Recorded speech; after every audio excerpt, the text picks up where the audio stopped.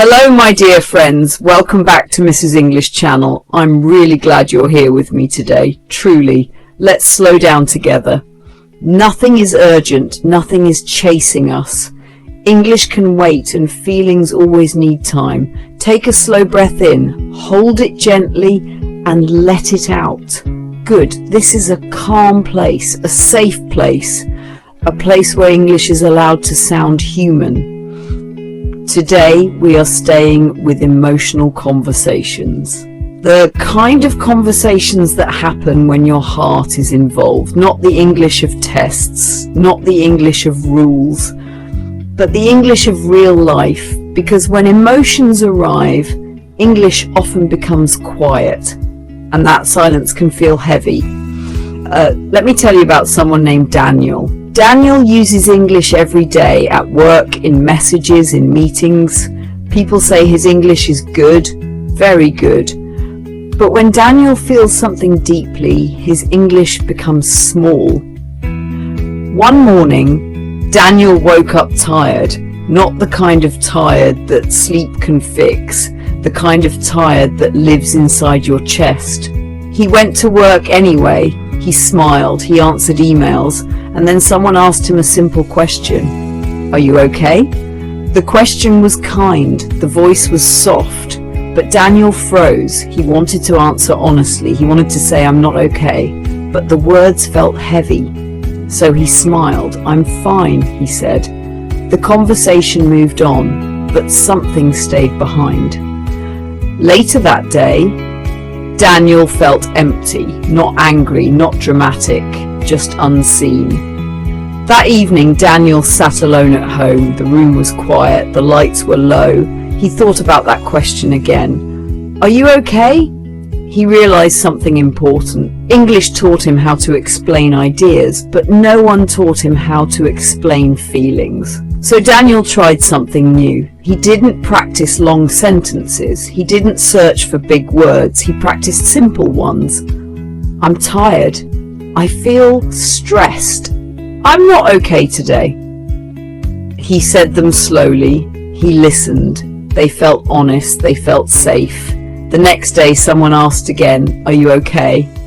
Daniel paused. He took a breath and he said, I'm a bit tired today. Nothing bad happened, no judgment, no awkward silence. Someone nodded. Thank you for telling me, they said. That moment stayed with him. If you're listening right now, pause for a second. Ask yourself quietly, how do I feel today? You don't need perfect English. You don't need a full explanation. Just notice.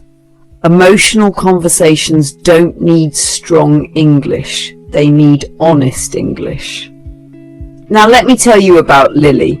Lily understands English well. She has studied it for years, but Lily has a habit. When she feels confused, she pretends she understands. She nods, she smiles, she says yes, even when her mind is full of questions. One afternoon, Lily was in a conversation that felt important. Someone was sharing something personal, something emotional.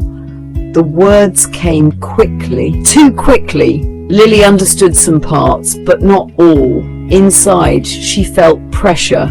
If I ask now, she thought, I will look stupid. So she nodded. Later that day, Lily felt heavy, not because she didn't know English, but because she didn't know the meaning. That evening, Lily practiced something new, not grammar, honesty. I don't understand. Can you explain that again?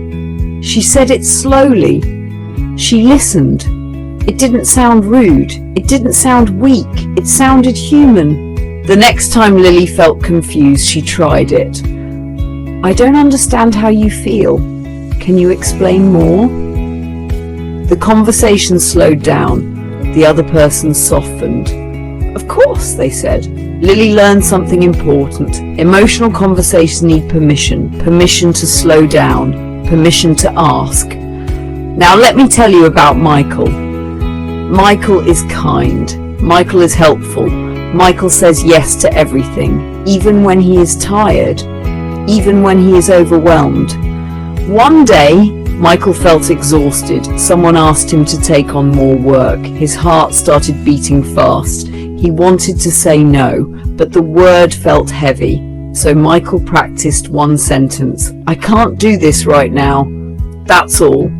No apology, no explanation. When the moment came, he said it slowly. "I can't do this right now." Nothing exploded. No anger, no drama. The conversation softened. Michael felt relief. Emotional conversations are not about winning. They are about protecting yourself. If you're listening right now, try this quietly. I need some time. Just notice how it feels. Now let me tell you about Sophia. Sophia speaks softly. She always has. She understands English well, but she worries about sounding wrong. One day, Sophia felt uncomfortable during a conversation. Someone spoke too loudly, too directly. Her body became tense. She practiced one sentence. "I feel uncomfortable." Just that. No explanation, no apology.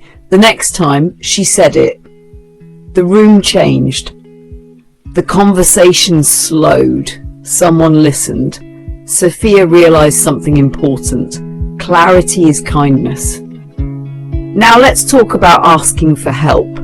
Many learners avoid this. They don't want to sound weak. But asking for help is not weakness. It is communication. There was someone named Oliver. Oliver struggled quietly. He tried to do everything alone.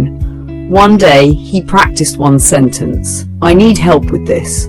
When he said it, his voice shook. But the sentence worked. Someone helped him. And something inside him relaxed. If you're listening now, try this quietly. "I need help." Just notice how it feels.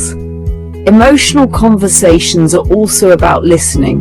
Sometimes you don't need many words. Sometimes English only needs one sentence. "I understand, that sounds hard. I'm sorry you feel that way." These sentences are powerful because they show presence. Sometimes emotional conversations happen on the phone.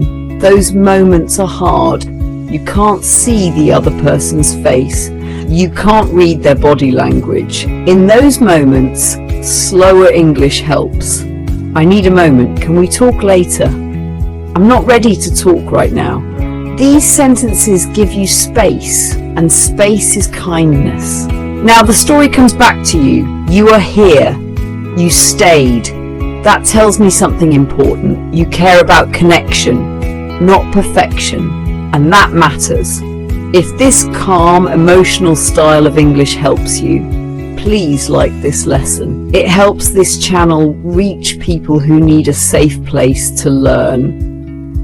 If you want more slow, human English like this, please subscribe to Mrs. English channel. And in the comments, I would love you to try something gentle. Write one simple emotional sentence in English. It can be very small. "I feel tired. I feel happy today. I feel confused. I need help." I read the comments and I respond. You are not alone. English is not just a language. It is a bridge between feelings. Be kind to yourself. Speak slowly. I'll see you next time.